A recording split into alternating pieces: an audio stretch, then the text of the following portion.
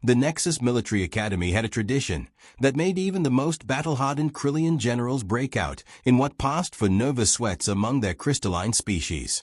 Every solar cycle, the Academy's brass would drag something absolutely horrifying out of the deepest, darkest corners of the galaxy, dump it in their combat arena, and cheerfully announce that any student brave enough, or stupid enough, could attempt to defeat it for honor and glory.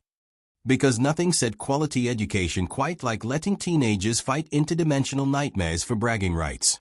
The Academy itself was a monument to galactic cooperation, which was diplomat speak for a belly-controlled chaos of species trying not to kill each other before graduation. Floating in the neutral zone between 17 different stellar empires, it attracted the finest warrior bloodlines from across known space. Vorthak nobility sent their spawn to learn the finer points of strategic dismemberment. Zalani battle poets arrived to compose death songs in 17 languages. Even the notoriously isolationist hegemony of Thorns occasionally shipped over a student, usually one they secretly hoped wouldn't return. And then there were the humans. The human exchange program was what you might charitably call an educational experiment, or, if you were being honest, a publicity stunt that had gotten wildly out of hand. Some bright spark in the Terran Colonial Authority had decided that sending a handful of human cadets to the galaxy's most prestigious military academy would somehow elevate humanity's status from those weird bipeds who keep surviving things they shouldn't to legitimate spacefaring civilization. The results had been mixed, and by mixed, we mean the humans kept not dying when everyone expected them to. This particular morning found the Academy's Grand Assembly Hall packed with students representing 47 different species, each one convinced that particular brand of warfare was obviously superior to everyone else's. The Krillian cadets clustered in their geometric formations, their crystal bodies refracting light in patterns that allegedly conveyed tactical information, but mostly just gave everyone headaches. The Vorthak lounged with the casual arrogance of a species that had conquered half a galaxy before breakfast became fashionable. The Zalani hummed battle hymns under their breath, because apparently even small talk needed a soundtrack when you were a warrior poet. And in the back, largely ignored by everyone, sat the human contingent. All 12 of them. Commandant Thexva, a towering hegemony official whose species looked like someone had crossed a mantis with a medieval siege engine, called for attention with a sound that could shatter reinforced titanium. The hall fell silent, which was impressive considering it contained roughly 300 beings whose idea of quiet varied wildly across evolutionary lines. Cadets, Thexvar announced, his voice carrying the kind of authority that suggested disagreement was both futile and potentially fatal. Today marks the 847th iteration of the Apex Challenge. For those species whose educational systems have failed to properly document military history, his compound eyes briefly swept over the human section. This is our Academy's most sacred tradition. Sacred. Right. Because nothing honored the ancient warrior codes quite like live-streaming teenagers getting eaten by cosmic horrors for the entertainment of the galactic community. This cycle, Thexvar continued, clearly enjoying the dramatic pause, our research teams have secured a specimen that represents the absolute pinnacle of predatory evolution. Behold, a Shadowmaw Leviathan from the void sectors. The holographic display that materialized above the assembly showed something that looked like a nightmare, had nightmares, and then those nightmares had decided to take up professional intimidation. The creature was roughly the size of a small starship, covered in what appeared to be living shadow that writhed independently of its body. Its eyes, all 7 of them, glowed with an inner fire that suggested they were looking directly through the display at each individual student. Several cadets made sounds that their respective species would later claim were tactical assessments, but sounded suspiciously like whimpers. The Shadowmaw Leviathan, Thexvar explained with the enthusiasm of someone who wouldn't be fighting the thing personally, is a transdimensional predator capable of phasing between reality layers. It feeds on psychic energy, particularly the kind generated by fear and warrior's pride. Its natural habitat is the space between spaces, where it hunts entire fleets for sport. The display helpfully showed holographic recreations of previous encounters. 3 different species elite naval forces, each confident in their tactical superiority, had engaged Shadowmaw Leviathans over the past century. The results were what military historians euphemistically called educational. The rules are simple, Thexvar announced. Standard Academy combat protocols apply. Full equipment access from our armory. 30-minute time limit. Victory is achieved through the creature's death, incapacitation, or submission. Defeat is. He paused, compound eyes gleaming. Self-explanatory. In the ensuing silence, you could practically hear evolutionary survival instincts screaming warnings across 17 different nervous system configurations. The Vorthak cadets exchanged glances that conveyed complex tactical assessments in the span of milliseconds. The Krillians began calculating probability matrices, their crystal formations shifting into analytical patterns. The Zalani started composing what were either battle hymns or funeral dirges. And in the back, one human raised a hand. Zara Kaine had spent 19 years learning that the universe had a twisted sense of humor, and the past 6 months at Nexus Academy had only confirmed her suspicions. Born on Kepler 442c, a frontier colony where advanced technology meant your atmospheric processor only broke down twice a week, she'd grown up with a practical attitude toward problem-solving that her academy classmates found either baffling or hilarious. Usually both. She was average height for a human, which made her comically short by most galactic standards, with a kind of dark hair and brown eyes that suggested her ancestors had come from Earth's more sensible regions. Her combat scores were decent, not spectacular, but solid enough to keep her from washing out of the program. What really set her apart was her complete lack of reverence for anything the Academy considered sacred, important, or traditionally unquestionable. Which brought us to this moment, with 300 alien cadets staring at the human who just volunteered to fight something that ate starships for breakfast. Thexvar's compound eyes focused on her with the intensity of targeting computers acquiring a lock. Cadet Kaine, did you perhaps misunderstand the nature of this exercise? No, sir, Zara replied, standing up with the casual confidence of someone who'd clearly lost her mind. Fight the interdimensional murder beast. 30 minutes. Don't die. I got it. A ripple of what passed for laughter among various species swept through the assembly. The Vorthak cadets were making sounds that indicated they found the situation amusing in a morbid sort of way. Several Krillians had shifted into formations that suggested they were already calculating memorial arrangements. In the back, one of Zara's fellow humans, Marcus Webb from the lunar colonies, leaned over and whispered, "Zara, what the hell are you doing?" "Volunteering," she whispered back. "For suicide. For extra credit." Thexvar raised one clawed appendage for silence. "Cadet Kaine, I feel obligated to inform you that this creature has eliminated 17 champion warriors from across the galaxy. The last volunteer lasted exactly 43 seconds before." "Before what, so?" The Commandant paused, clearly trying to think of a diplomatically appropriate way to describe cosmic-level dismemberment. "Before requiring extensive reconstruction of their molecular structure from multiple dimensions." Zara nodded thoughtfully. "Right. So the key is lasting longer than 43 seconds. More laughter rippled through the assembly, but this time it had an edge of genuine incredulity. The galaxy's finest military minds were watching a human cadet treat their most dangerous tradition like a particularly challenging homework assignment.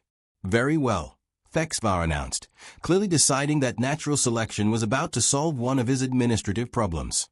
"Cadet Kaine, you have 6 hours to prepare. The challenge will commence at 1,400 hours, Galactic Standard. May your ancestors welcome you with honor." As the assembly dispersed, Zara found herself surrounded by a mix of concerned humans and amused aliens. The Vorthak students were already starting betting pools, with odds heavily favored towards spectacular failure within the first minute.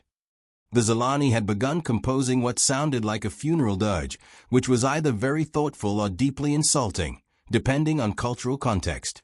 Marcus grabbed her arm as they left the assembly hall. "Zara, seriously, what's your plan here?" "Research," she said simply. "Then improvisation." "That's not a plan. That's how you get yourself turned into interdimensional paste." "Maybe. But did you see how everyone reacted when I volunteered?" Marcus paused. "Yeah, like you just signed your own death warrant." "Exactly. Nobody expects me to win. Hell, nobody expects me to last 5 minutes. Which means nobody's bothering to think about how I might actually succeed." She had a point, even if it was the kind of point that came with a high probability of cosmic-level dismemberment. Zara spent the next 4 hours in the Academy's archives, pulling up every recorded encounter with Shadowmaw Leviathans. The pattern that emerged was depressingly consistent. Elite warriors would engage the creature with maximum force, relying on superior technology and tactical doctrine. The Shadowmaw would phase between dimensions to avoid attacks, use its psychic abilities to induce paralyzing terror, then systematically dismantle its opponents while feeding on their fear and warriors' pride. The survivors, and there were precious few, all reported the same thing. The creature seemed to grow stronger as the battle progressed, feeding off the very qualities that made someone a great warrior in the first place. Courage, aggression, tactical brilliance, battle fury, all of it just made the thing more dangerous. Which led to an interesting question: what happened if you fought it without any of those things? At 1,300 hours, Zara made her way to the Academy Armory. The Quartermaster, a Krillian whose crystal matrix had been configured for maximum disapproval, looked over her equipment requests with what passed for confusion among his species. "Cadet Kaine," he said, his voice carrying the harmonic undertones that indicated deep puzzlement, "you have access to our finest plasma weaponry, quantum disruptors, and molecular destabilizers. You have requisitioned." He consulted his list. Emergency medical supplies, a standard-issue multi-tool, 3 emergency flares, a portable atmospheric processor, and a camping stove. That's right. For fighting a Shadowmaw Leviathan. Yep. The Quartermaster's crystal matrix shifted into patterns that suggested he was either having a seizure or trying to calculate probability curves that broke mathematics. "Cadet Kaine, with respect, these items would be more appropriate for a camping expedition than combat with an interdimensional apex predator." Yeah, well, maybe that's the point. At 1,400 hours exactly, the Academy's Grand Combat Arena was packed beyond capacity. Students, faculty, and even some off-world dignitaries had arrived to witness what was being billed as either the shortest apex challenge in Academy history or the most spectacular failure in galactic educational records. The arena itself was a marvel of engineering, a kilometer-wide sphere of reinforced materials that could contain everything from antimatter explosions to temporal anomalies. Force fields separated the combat zone from the spectator areas, though several alien species had additional personal shielding because previous apex challenges had occasionally exceeded design parameters. Zara stood in the center of the arena, looking remarkably calm for someone about to face cosmic-level dismemberment.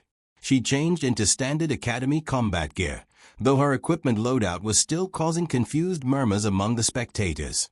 Instead of the massive energy weapons favored by most warriors, she carried what appeared to be a hiking pack and a general-purpose toolkit. Thexvar's voice echoed through the arena's communication system. "Ladies, gentlemen, and entities of indeterminate gender classification, the 847th Apex Challenge is about to commence. Our volunteer today is Cadet Zara Kaine of Terra, representing the Human Exchange Program." A mixture of cheers, alien equivalent of applause, and sounds that might have been encouragement or funeral rites filled the arena. The challenge creature today is a Shadowmaw Leviathan, captured in the void sectors after eliminating a hegemony patrol fleet. Combat will commence when the creature is released and will continue until victory or defeat is achieved. On cue, a massive containment unit descended from the arena ceiling. The thing was the size of a small building, covered in warning signs in 17 different languages, most of which boiled down to "do not open," with varying degrees of emphasis and implied consequences for disobedience. The containment unit hit the arena floor with a sound like thunder, then slowly began to open. What emerged defied several laws of physics and at least 3 different philosophical frameworks for understanding reality. The Shadowmaw Leviathan flowed out of the containment unit like liquid darkness given predatory intent. It was huge, easily 15 meters long and covered in what appeared to be living shadow that moved independently of its body. Its 7 eyes blazed within a fire, and when it opened its mouth, the sound that emerged was less raw and more cosmic despite given audio form.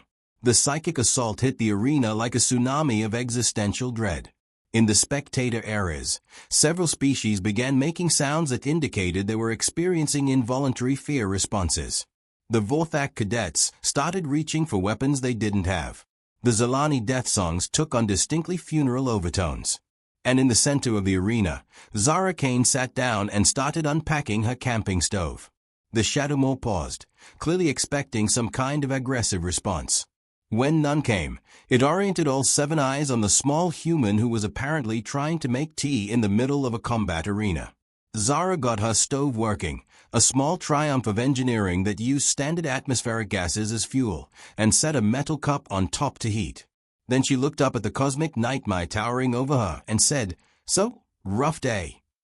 The creature made a sound that was part confusion and part cosmic rage. It phased partially out of normal reality, its form becoming translucent as it prepared to attack from multiple dimensional angles simultaneously. Zara checked her cup. Still cold. Yeah, I get that.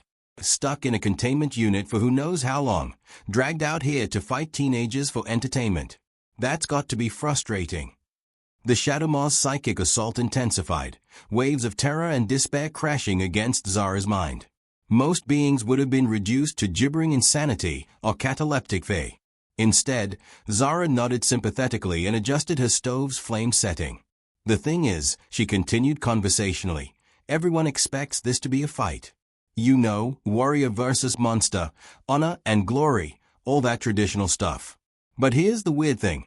I looked up your species' psychological profile. You guys don't actually want to fight. You want to hunt. The creature paused, its form solidifying slightly as confusion disrupted its dimensional phasing. See, hunting and fighting are different things, Zara explained, testing the temperature of her cup. Fighting is what you do against equals, other predators, things that can actually threaten you. Hunting is what you do to prey. And prey. She looked up at the Shadowmaw with the kind of calm confidence that suggested she'd figured something out. Prey is supposed to run. Understanding dawned in those 7 burning eyes, along with what might have been cosmic-level annoyance. So here's my question, Zara said, standing up with her now warm cup in hand. What happens when your prey doesn't run, doesn't fight, doesn't show fear or warrior's pride or any of the other emotions you feed on?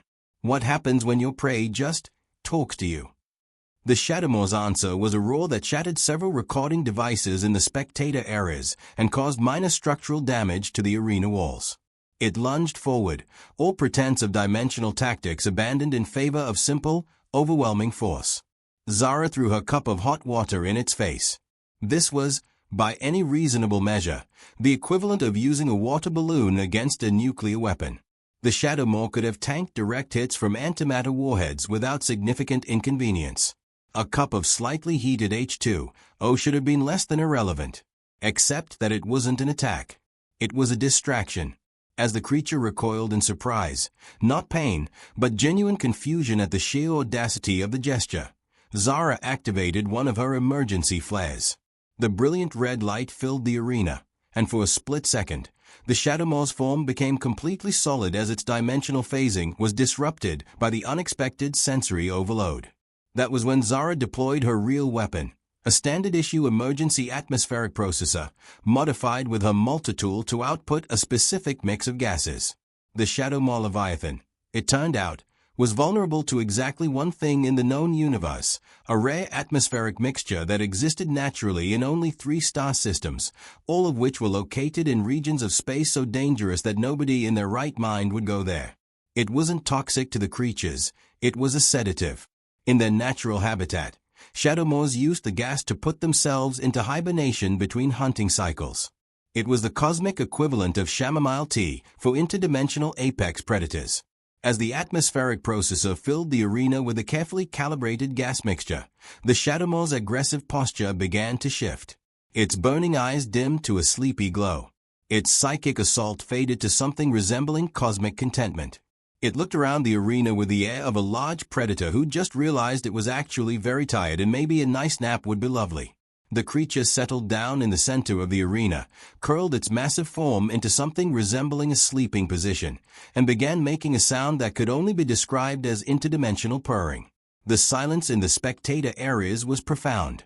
300 of the galaxy's finest military minds were trying to process the fact that a human cadet had just defeated a cosmic apex predator by essentially giving it sleeping pills and a therapy session. Zara walked over to the now dormant Shadowmaw and patted what appeared to be its nearest appendage. There you go, big guy. Much better, right? The creature's purring intensified. Thexvar's voice crackled over the communication system, carrying the tone of someone whose worldview had just been thoroughly reorganized. Ladies, gentlemen, and entities of indeterminate classification, we appear to have a winner. The aftermath was, to put it mildly, chaotic. Within hours, the footage had spread across the Galactic network, breaking viewing records on 47 different worlds. Military academies from the core worlds to the Outer Rim were scrambling to analyze Zara's tactics. Several defense contractors were bidding for exclusive rights to her atmospheric processor modifications. The hegemony of Thorns had dispatched a diplomatic mission to discuss alternative approaches to combat doctrine. And somewhere in the deep bureaucracy of the Terran Colonial Authority, a very smug administrator was updating humanity's galactic status from harmless curiosities to people you really don't want to underestimate. Zara herself was dealing with fame about as well as you'd expect from someone whose biggest life ambition had been graduating without getting eaten by her classmates. Interview requests were pouring in from across known space. 3 different military academies had offered her full scholarships. A Vorthak battle clan had formally adopted her as an honorary warrior, which came with both significant prestige and a distressing number of challenges to ritual combat. But the most interesting development came from an unexpected source. The Shadowmaw Leviathan, it turned out, had bonded with her. This was not, the Academy's Xenobiology department hastened to explain, entirely unprecedented. Several interdimensional species were known to form emotional attachments under specific circumstances. However, none of those circumstances had previously involved humans, sleeping gas, or philosophical discussions about the nature of predation. The creature, who Zara had started calling Shadow because interdimensional apex predator was too long for casual conversation, now refused to be separated from her. It had taken up residence in a specially modified hangar bay and spent most of its time either sleeping contentedly or following Zara around campus like a cosmic puppy. This created several administrative challenges, not least of which was explaining to visiting dignitaries why the Academy's most dangerous specimen was now wearing a collar that read Shadow. If found, please return to Zara Kaine, Dom 7B. 3 months after the Apex Challenge, Zara found herself in Commandant Thexvar's office, discussing her future plans. The office walls were covered with commendations, battle honors, and what appeared to be restraining orders from several galactic governments, all testament to the Academy's proud tradition of producing warriors who were either highly decorated or heavily restricted from entering certain star systems. Cadet Kaine, Thexvar said, his compound eyes reflecting what might have been amusement or mild existential crisis, I find myself in the unusual position of having to update our curriculum based on the actions of a single student. Sorry about that, sir. Don't apologize. Do you have any idea how long it's been since someone genuinely surprised me? The last time was when the Zalani Battle Poets submitted their annual death song in the form of a musical comedy. That was disturbing. Zara could imagine. The point is, Thexvar continued, your approach to the Shadowmaw has forced us to reconsider several fundamental assumptions about combat doctrine. We're now offering elective courses in alternative conflict resolution and applied xenopsychology in combat situations. Through the office windows, they could see Shadow playing in the Academy's training grounds with a group of first-year cadets. The massive interdimensional predator was carefully avoiding stepping on anyone while they practiced combat maneuvers around its feet, occasionally making encouraging purring sounds when someone executed a particularly good tactical role. I've received formal requests from 17 different military organizations, Thexvar said. They all want to know if you're available for recruitment after graduation. What did you tell them? That you have 1 more year of academic requirements to complete, and that any organization interested in your services would need to accommodate your companion. As if summoned by their conversation, Shadow's massive head appeared outside the office window. 7 cosmic eyes peered through the reinforced glass with the expression of a creature checking to make sure its favorite human was okay. Sir, Zara said, can I ask you something? Of course. Why did you really let me volunteer for the Apex Challenge? You could have overruled my request, said I wasn't qualified, made up some regulation about minimum combat scores. Thexvar was quiet for a long moment, his crystal matrix shifting through several different configurations. Cadet Kaine, in my 2 centuries at this academy, I've overseen the training of warriors from every major species in known space. They all arrive here convinced that their particular approach to warfare is obviously superior to everyone else's. He gestured toward the window, where Shadow was now lying on its back, while alien cadets practiced tactical maneuvers around its belly. What they all have in common, he continued, is the assumption that every problem can be solved through the application of superior firepower, advanced tactics, or sheer blood-minded determination. It never occurred to any of them that the most dangerous creature we'd ever captured might simply need someone to listen to it. Zara nodded. So you let me try because you knew I'd do something different. I let you try because your species has a gift for finding solutions that never occur to the rest of us. Sometimes those solutions are brilliant. Sometimes they are catastrophic. But they are never boring. Outside, Shadow had apparently decided that training time was over and was gently herding cadets toward the mess hall, making the kind of low rumbling sounds that meant time for lunch in interdimensional apex predator. There's one more thing, Thexvar said. The Academy Board has approved a new exchange program. We're requesting 50 additional human cadets for next year's class. 50? Sir, there are only 12 of us now. Yes, and in 6 months, you revolutionized our understanding of combat psychology, accidentally created our most popular elective course, turned our most dangerous specimen into a therapy animal, and generated more positive media coverage than our last 10 graduation ceremonies combined. Imagine what 50 humans could accomplish. Zara considered this. So, with respect, 50 humans in one place might actually constitute a galactic security risk. Cadet Kaine, Thexvar said, his compound eyes gleaming with what was definitely amusement now. I'm counting on it. As she left the Commandant's office, Zara reflected on how the past few months had changed her perspective on galactic civilization. When she'd first arrived at Nexus Academy, she'd assumed that humans were at the bottom of the cosmic food chain, too primitive for the major powers to take seriously, too weak to pose any real threat, too insignificant to warrant much attention. She was beginning to suspect that humanity's real advantage wasn't technology or tactics or superior firepower. It was the fact that nobody in the galaxy could predict what they'd do next. Shadow bounded over as she emerged into the training grounds, making happy purring sounds that caused minor seismic vibrations in the nearby buildings. Several maintenance crews had lodged formal complaints about the structural damage caused by interdimensional contentment, but Academy administration had decided that a happy apex predator was worth a few cracked foundations. "Hey, big guy," she said, scratching behind what might have been Shadow's ears. "Ready for advanced tactical theory." The creature's purring intensified, which was either enthusiasm for higher education or cosmic approval of belly rubs. With interdimensional apex predators, it was often difficult to tell the difference. As they walked across campus toward the academic complex, Zara noticed the other students' reactions. The fear and uncertainty of those first few weeks had been replaced by something resembling respectful curiosity. Alien cadets who'd previously treated her as comic relief now asked for her opinions on combat scenarios. Several had even started adopting elements of her unconventional approach to problem solving. The galaxy's finest military minds were learning to think like humans, which was either the beginning of a golden age of galactic cooperation or the start of chaos on a cosmic scale. Probably both. In the end, Zara reflected, that was the most human thing of all, taking a situation designed to prove their inadequacy and turning it into an opportunity to prove something else entirely.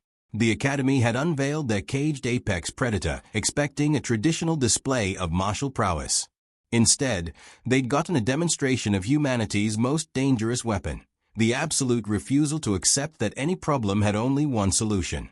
The galaxy would never be quite the same, and somehow, Zara suspected that was exactly the way the universe wanted it.